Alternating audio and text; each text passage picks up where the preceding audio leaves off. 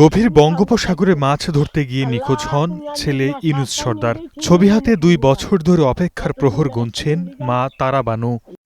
আর কে চালাইবে? চালানোর শক্তি নেই বাবা, ওই জোরলে খাই না, চলে না, এই অবস্থা চলে, বুঝছেন?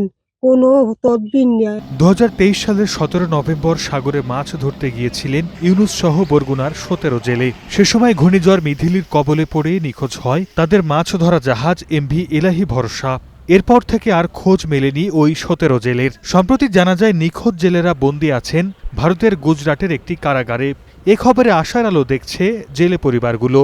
এই 2 বছর আগে নিখোঁজ হয়ে গেছে, আমরা খোঁজ পাই না, বিরছেছি অনেক জায়গায়, কোনো খোঁজ পাই না। এখন খোঁজ খবর হইছে, থানায় আইছে যে হেরা বাচ্চা আছে ভারত গুজরাট। প্রশাসন এবং যারা সরকারের দায়িত্বে আছেন অনতিবিলম্বে যাতে দূতাবাসের মাধ্যমে, কূটনৈতিক প্রক্রিয়ার মাধ্যমে দ্রুত যাতে এই জেলেদের তাদের পরিবারের কাছে ফিরিয়ে দেওয়া হয়। মৎস্য বিভাগ বলছে পররাষ্ট্র মন্ত্রণালয়ের মাধ্যমে নিখোঁজ জেলেদের দেশে ফেরানোর কাজ শুরু হয়েছে। শিগগিরই তাদের ফিরে পাবে পরিবার। প্রাপ্ত তালিকা আমাদের অধিদপ্তরের মাধ্যমে আমরা পররাষ্ট্র মন্ত্রণালয়ে প্রেরণ করেছি এবং পররাষ্ট্র মন্ত্রণালয় সেটা নিয়ে কাজ করছে।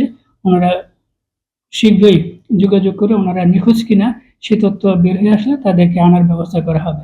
এর আগে 3 মাস ভারতের কারাগারে থাকার পর গেল বছরের 10 ডিসেম্বর দেশে ফেরে 32 জেলে। একই দিন 47 ভারতীয় জেলেকে ফেরত পাঠায় বাংলাদেশ সরকার।